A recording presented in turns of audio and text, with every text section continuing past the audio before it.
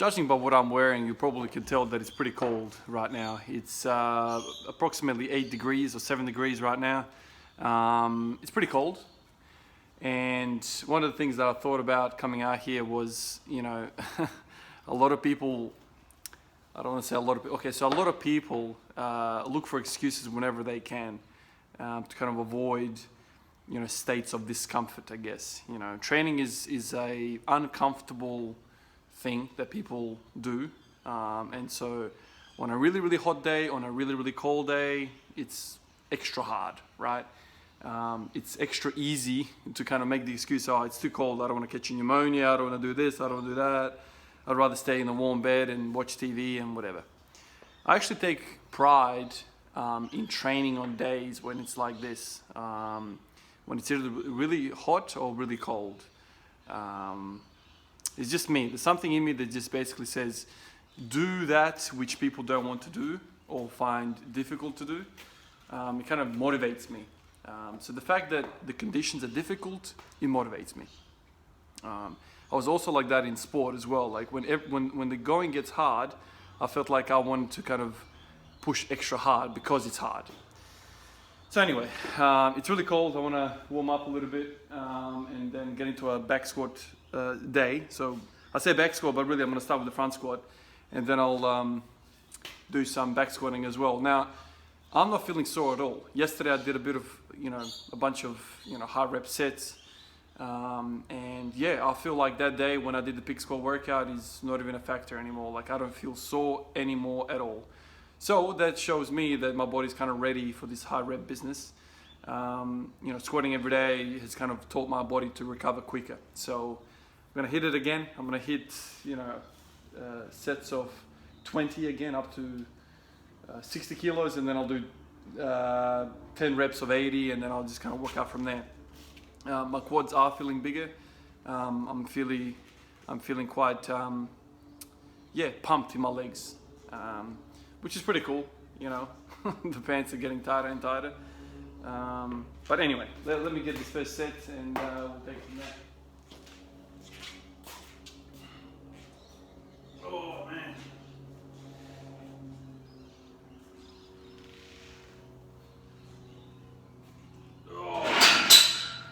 Best stretch ever.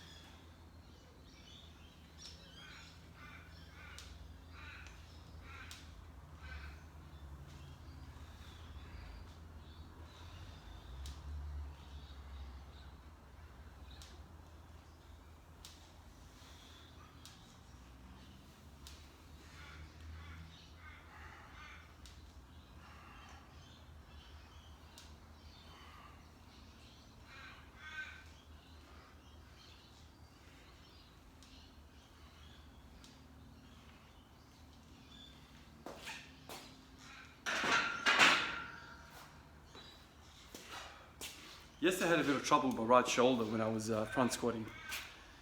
It was feeling kind of funky with that external rotation in the front rack position. Today it's kind of pulled up alright. I mean, I'll find out when I get a little bit heavier in the sets. We'll see.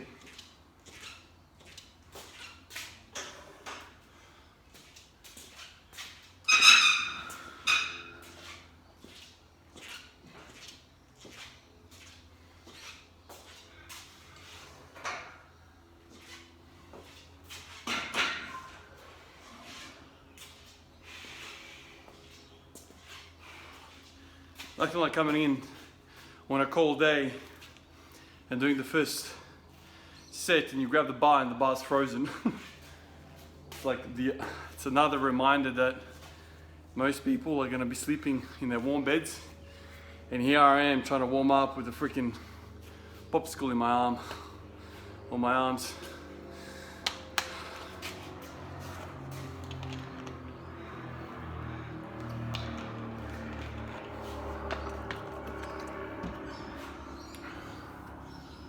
Alright, set number 2. Let's take this for a 20 rep set as well. Basically, it's the identical workout to yesterday with just the back squat added on the end.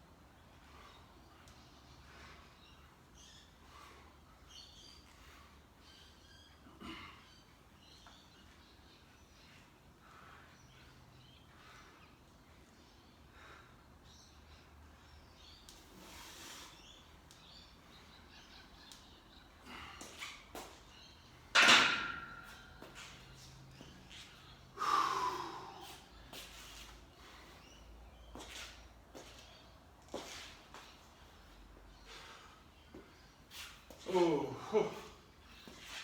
short of breath.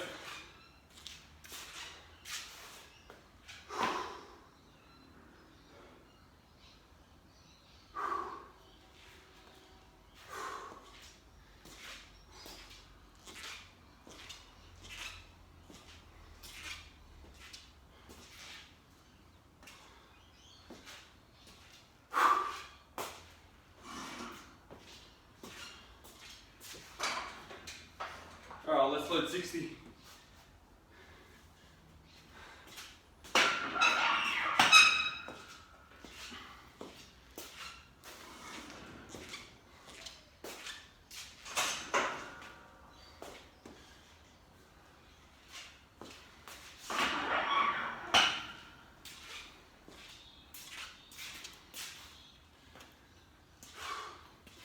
I was watching a whole bunch of videos last night of powerlifting, you know, the rabbit hole of YouTube, and I got into this video where this dude was benching,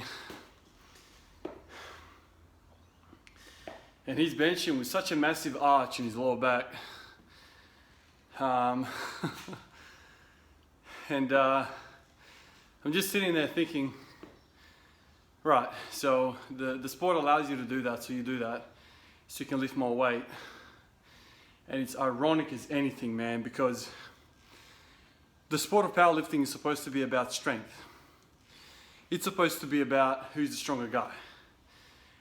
The 3 lifts chosen by the sport generally work out who's the strongest kind of overall. The squat and the deadlift, and then you've got the bench press as well. This guy is arching his back. You know, he looks like a freaking, I don't know, like a bridge, super high bridge.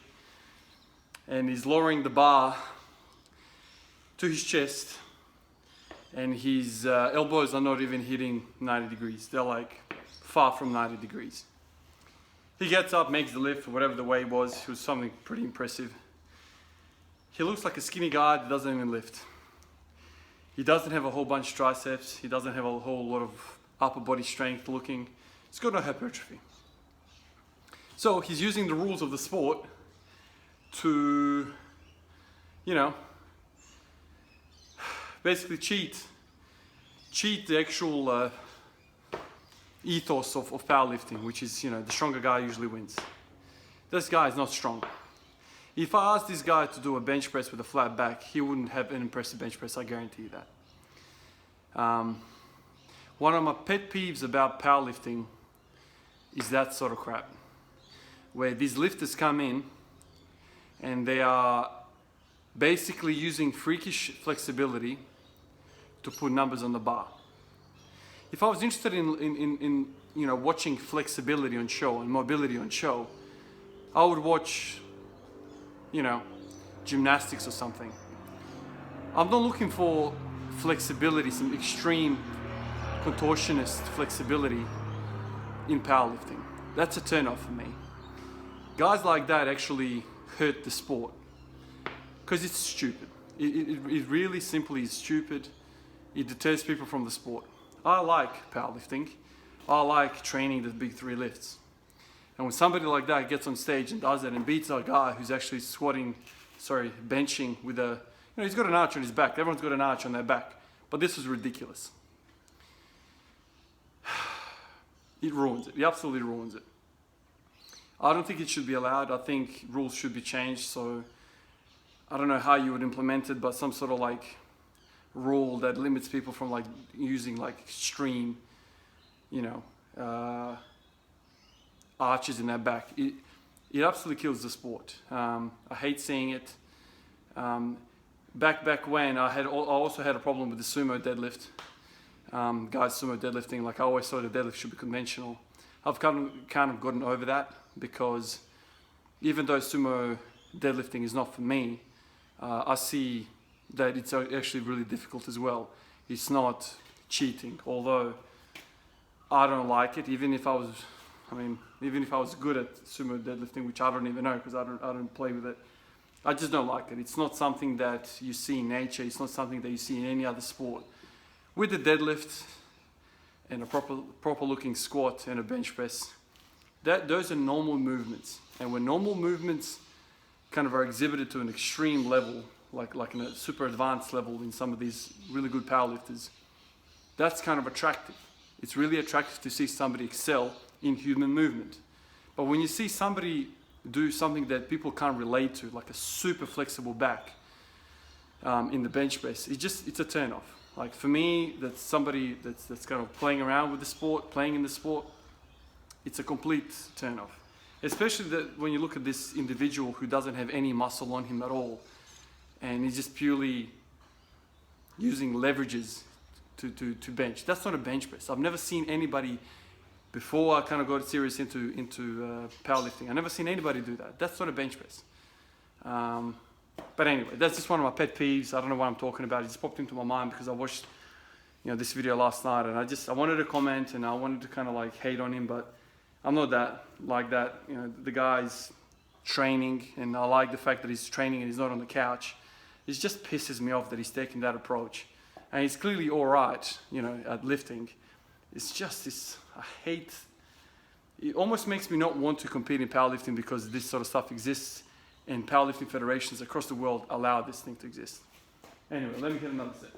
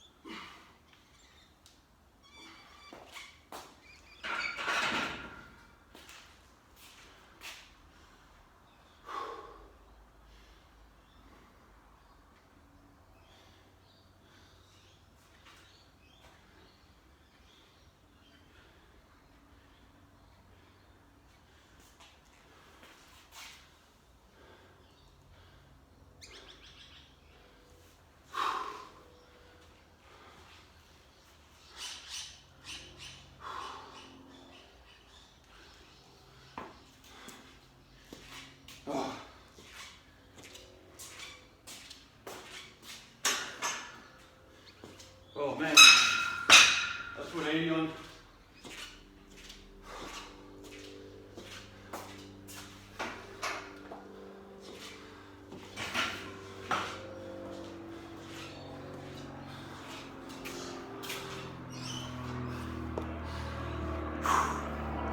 It would be interesting to see what you guys think about that topic. Am I the only one that thinks that way? I doubt it. But what do you guys reckon? Do you like seeing those, super arched bench presses? Short of breath, man.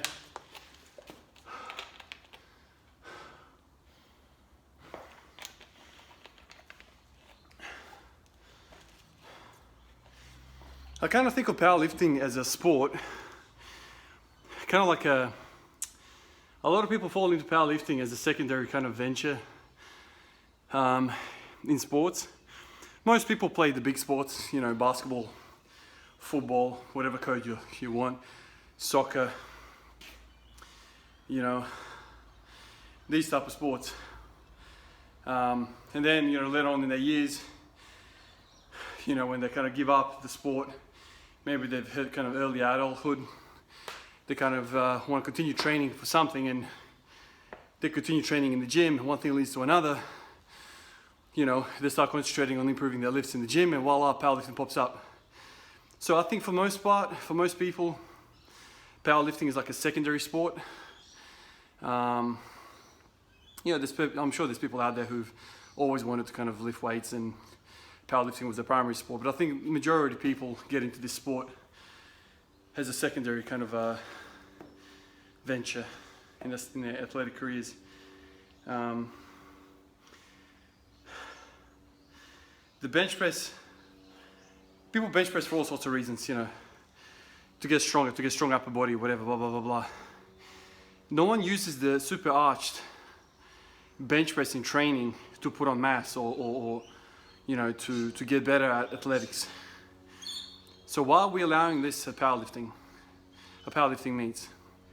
If people aren't training like that in everyday life, why are we allowing it? You know, why are we allowing these guys to cheat the sport of powerlifting? You know, the bench press should be used to gain strength. You shouldn't be, so that person probably, I mean, I don't know, but instead of just practicing the bench press, they should just work on the flexibility of the spine. So on their bench press day, they don't even have to bench press. They'll just bloody get on the Bosu ball and just stretch their spines out so they can get even closer to the bar with the abdomen. Evident by the fact that that guy is not muscly at all, and yet he can bench press 160 or whatever it was, 170. It just annoys me, man, you know. It annoys me that actually exists. Anyway, I've talked about this for way too long. Let me know what you guys think about bench pressing and the super arches.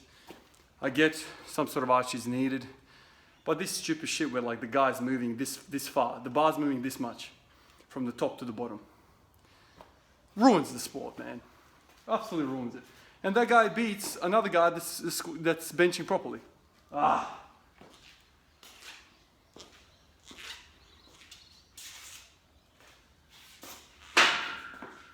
And for me, I don't really care, right? Because I'm probably not going to compete in powerlifting. So I'm kind of like an external eye to it.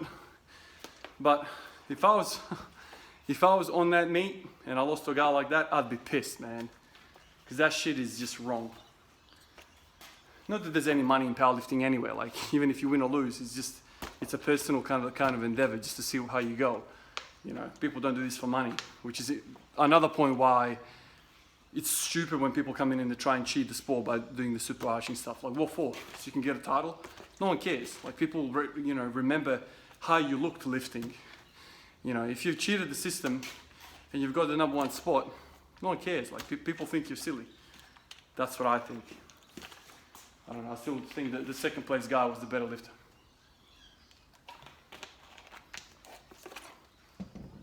All right, let me hit this for 10. And then we'll add some more weight, I guess.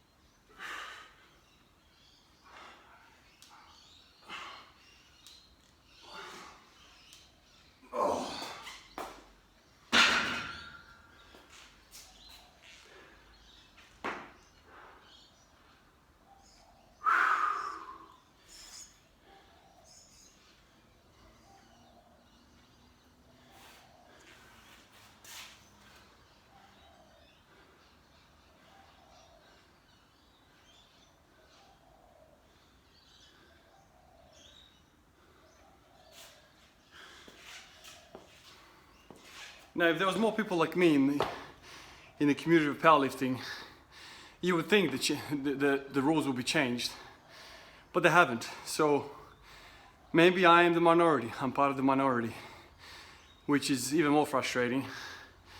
But yeah, maybe the sport is just not for me. But when I see that stuff, man, silly.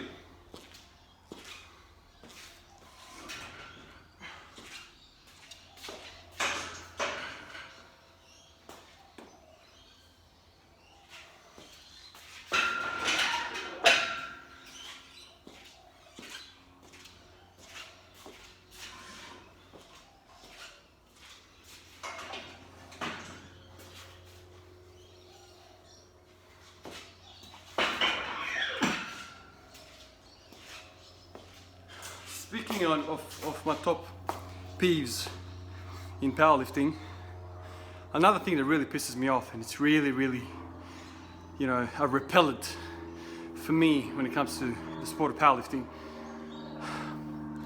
is wide stance squats. That's another thing to me that is so silly. Oh man, it's so silly. Don't like it at all.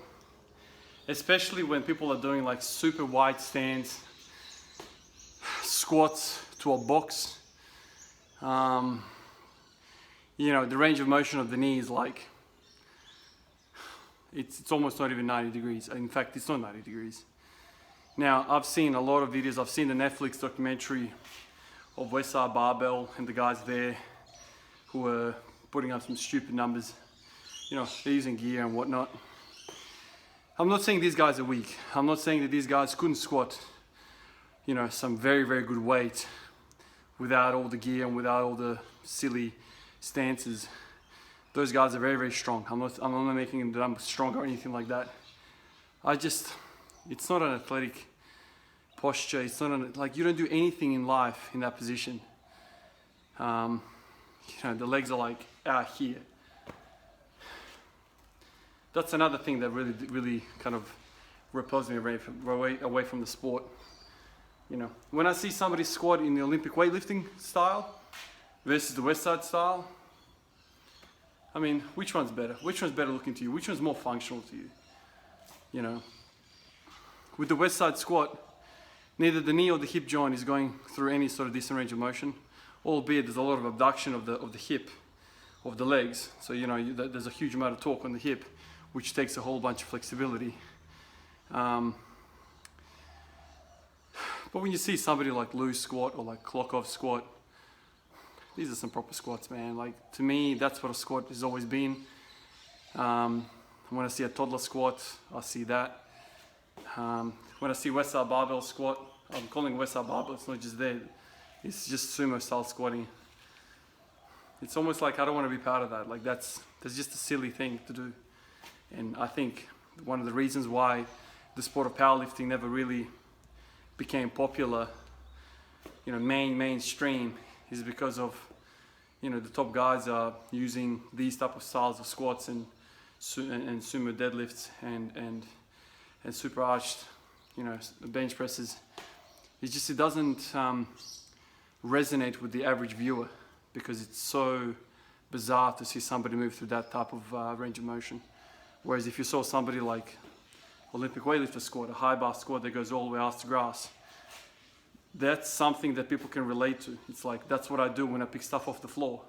If I'm about to pick something really off the floor, I'm not going to get into a freaking split squat, you know, a sumo squat to pick something up. It's an unnatural thing.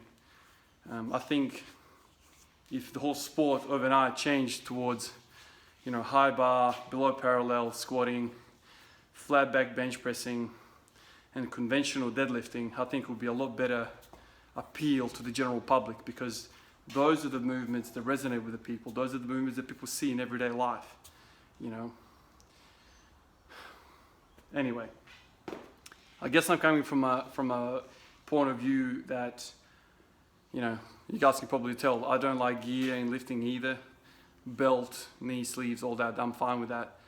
But when people start putting knee wraps on and you know, those two multiply suits and all this sort of stuff. They can't even squat down with all that gear. They can't even squat down from all the tension around their joints,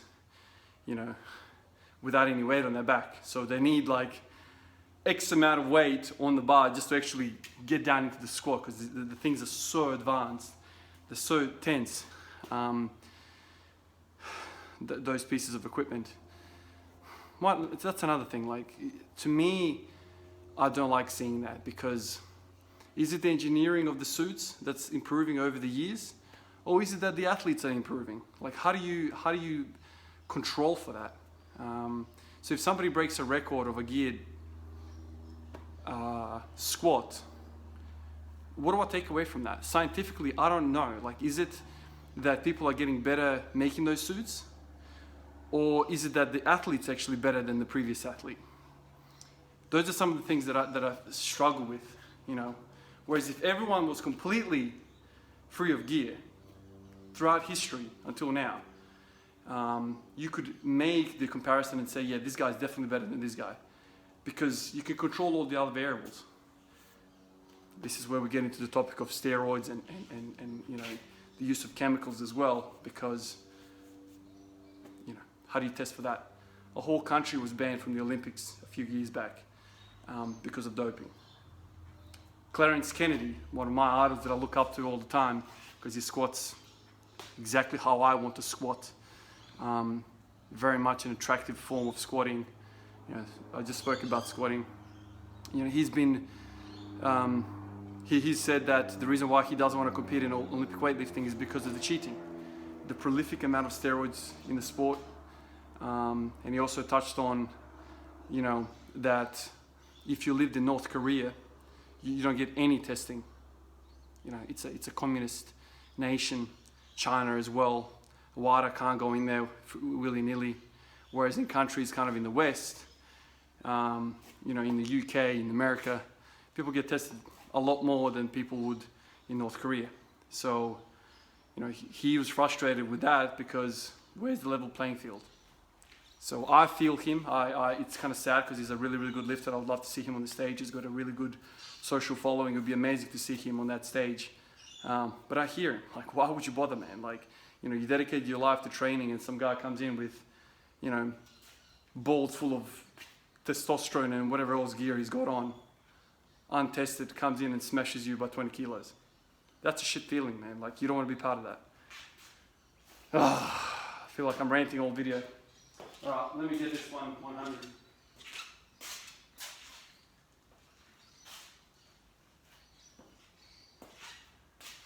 All right, let's go for a single here.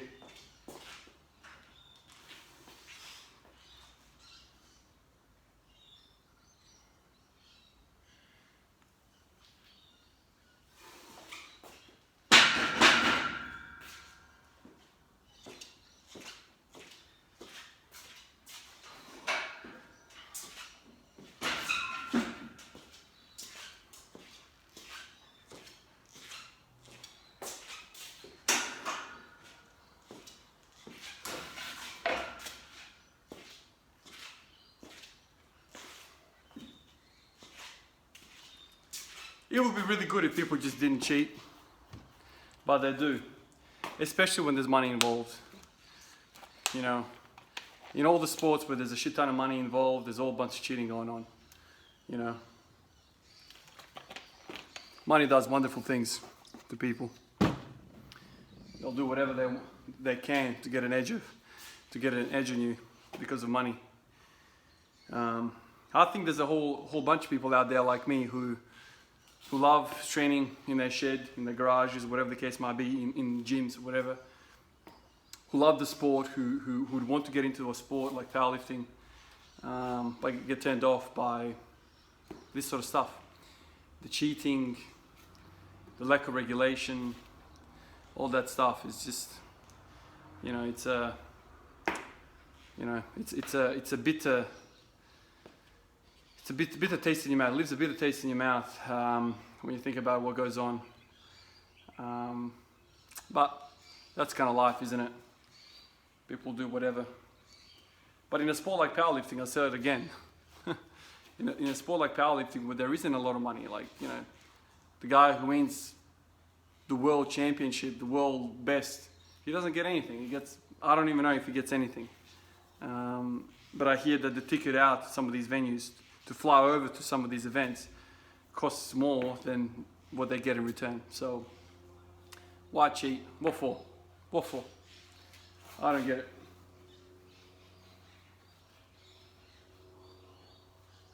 That's the other thing, when you see people put up world records, what does that mean? Is that tested, untested? What is that?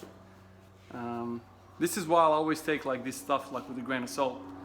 I've said this before, like when I'm doing my research, when people are kind of like praising a particular program, and they say, oh, I've done this many gains in this amount of time with this program, it's amazing. I go on it, I follow it to a T, I get sweet FA. You know, what supplements did they use? You never know these things, man. You never know these things. That's why I think one of the hardest things as a rookie lifter is trying to work out exactly, you know, what are the precipitants of lifting? What actually causes growth? You got to strip all this fluff stuff out of the way and just realize that it's all about progressive overload. Whichever way you want to cut it, you just want to be able to progressively overload over many, many years and you'll get better. All this other stuff that they're trying to sell you, some special programs, some this and that. The bottom line is volume makes you grow. Volume makes you stronger. The more volume you can handle, the better you are. So that's kind of that's the whole thing. You know, sure, there are some really cool kind of ways of periodizing and whatever, but as long as you are, you know, if you get stuck in a plateau, add more volume. Go back a little bit in terms of intensity and just add a whole lot of volume and just eat more food. That's basically it. And a lot of these guys try and complicate a lot of this stuff with like fancy stuff and, you know, fancy data, this, that, the other. You need to do this, you need to do 16 exercises for one muscle group and all this stuff. No, I don't subscribe to that at all. 120.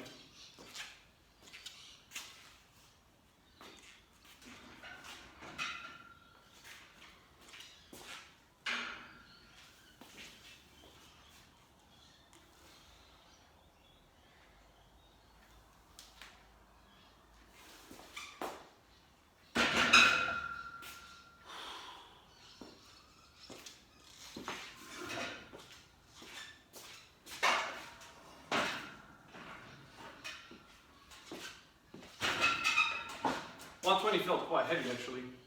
I'm talking too much, man. I'm taking too much breaks in between sets. But anyway.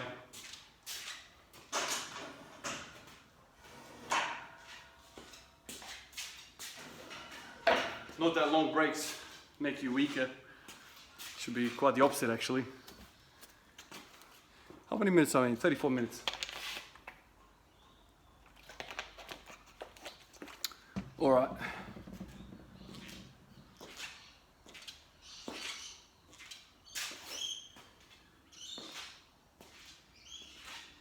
Now you guys know what pisses me off about the strength game, about powerlifting in particular, and why I guess I haven't competed. It's some of the reasons why I haven't competed. Also, the other thing is time.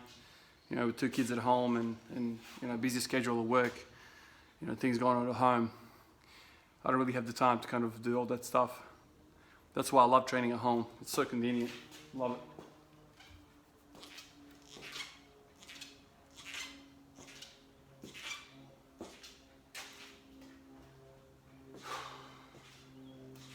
Alright, let me get this on 40. See how it moves.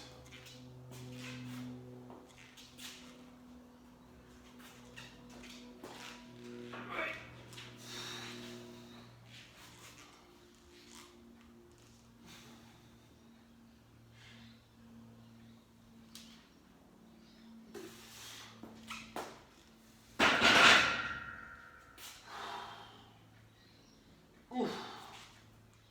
The shoulder fell down a little bit. Alright.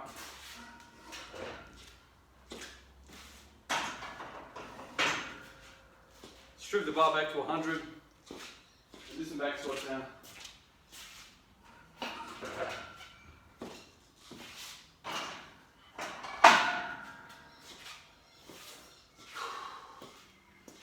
Actually, I haven't done back squatting in a little bit now. I think it's been a week now. With all the shift work that I've done, it's all been front squats.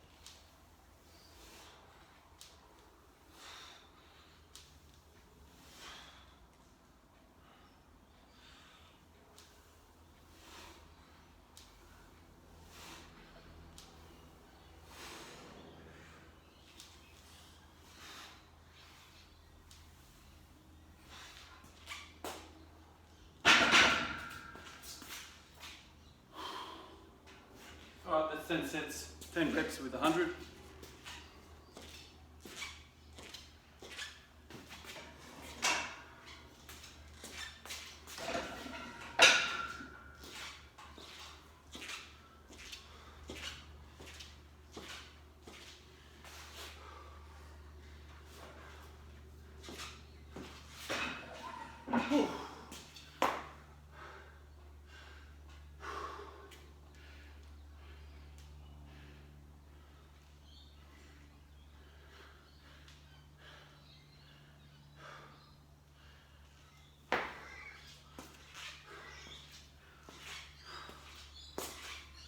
Oh.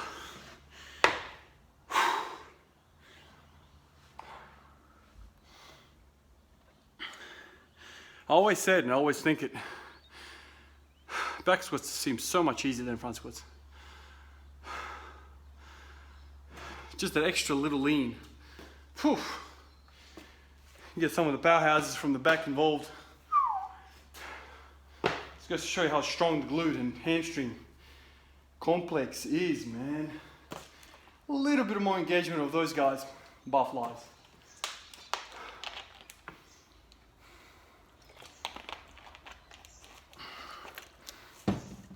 Oh man. So it's 140 now on the bar. I'm thinking I want to hit 5. And then I'll go to 160, hopefully I hit that for 3. And then I'll touch 180, see how that feels. You know, no promises, always going how I feel. Especially now that I'm doing all these reps. You know, it's kind of different than doing, you know, doubles and triples all the way to a top set. You know, I've already done a fair few reps. So if I can hit 180 with all those reps behind me, great, this is really good.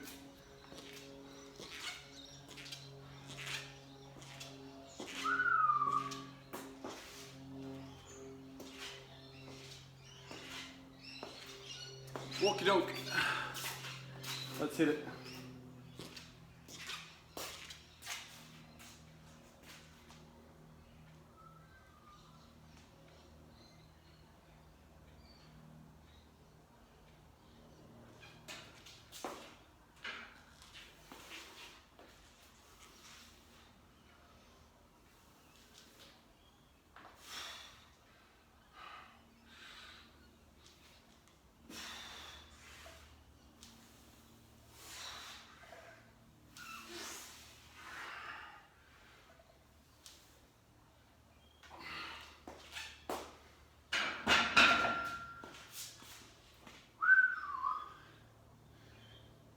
Jelly legs.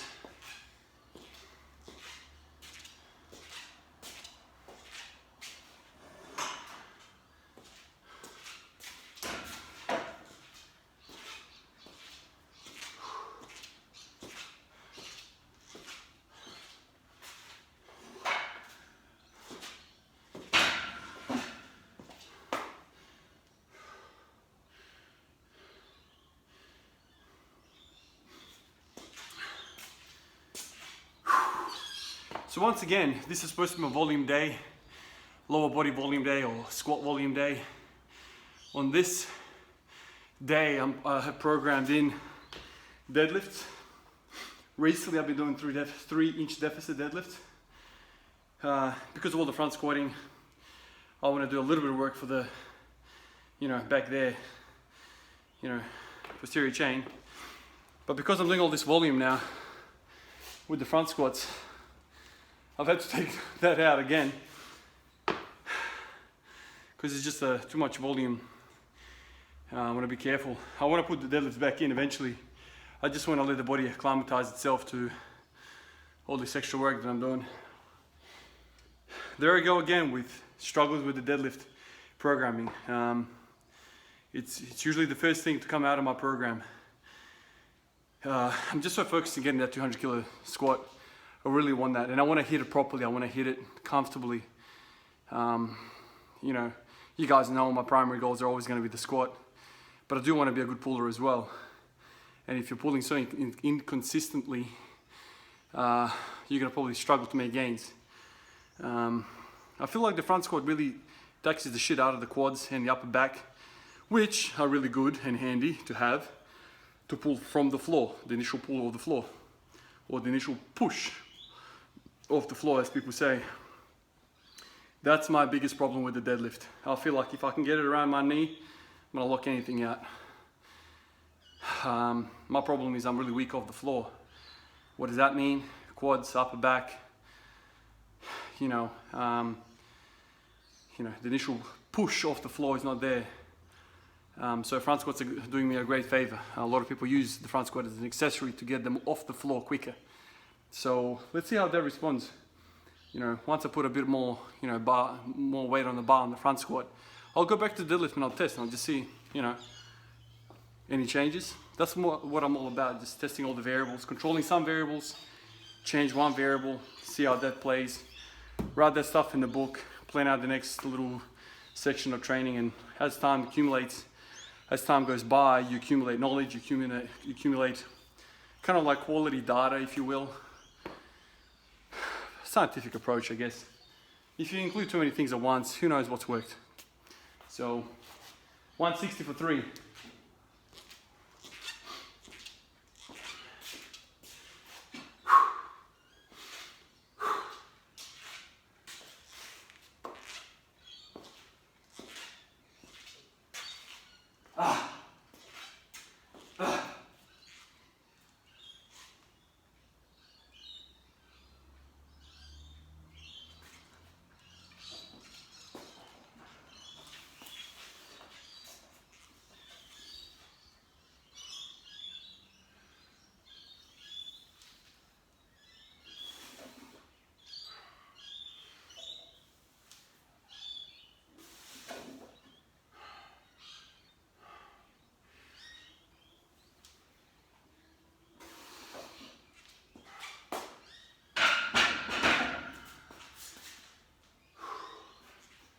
All right, 160 for 3.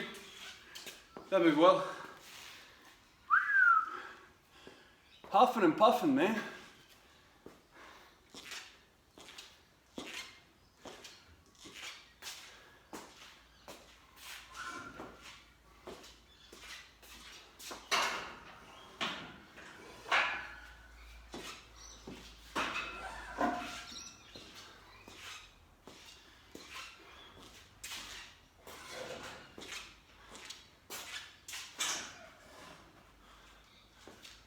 Where's my other 20? There it is.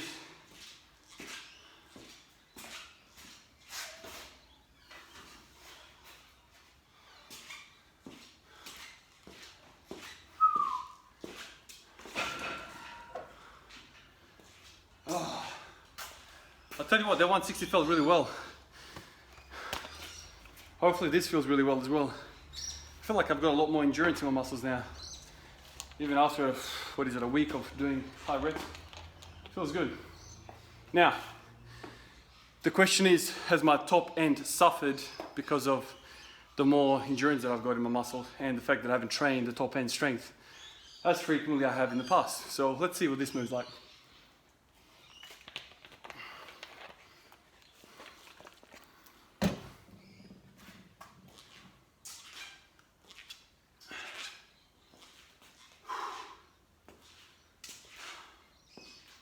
so much easier to do low reps. It's just, I've just gotten used to like preparing myself for a heavy weight. But preparing myself for a set that's going to be a long ass set, I feel more anxiety, which is really weird. I feel more nervous because I'm going to be in agony for longer, I guess. Whereas with the 1 rep max business, if you got it, you got it. If you don't, you drop it. That's about it. You just hope nothing pops underneath you. Which is interesting because I'm out of the squat rack now, and usually when I'm doing this sort of weight, I'm in the squat rack. But since I've started front squatting, I've kind of had less anxiety about dumping the weight because, you know, you just dump it forward and you're good. And so I've kind of put the bar outside the cage because I really wanted to see my technique, see my back angle, see what my heels are doing and stuff like that. And when I'm in the squat rack, it's a little bit more kind of harder to see. So I have the bar outside now. But anyway, my biggest fear is when my kids are in the shed with me. You know, I hate squatting outside the rack because, you know, I tell them, you know, don't come here, but the kids are kids. The last thing you want is to drop a freaking weight on your kid. So I usually squat in the squat rack. So if I get in trouble, there's pins there to save me.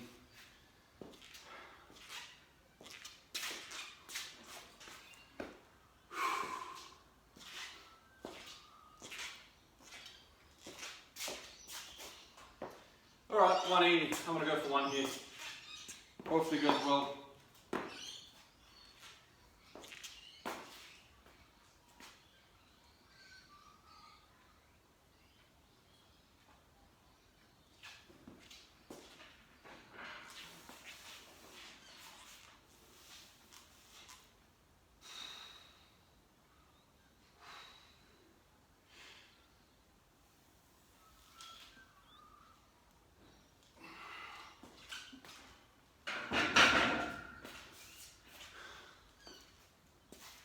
You guys probably know better how that moved than me. Felt kind of slow. Anyway, that's good enough for me. I'm gonna call it quits there. And I guess I'll catch you guys tomorrow. Have a good one.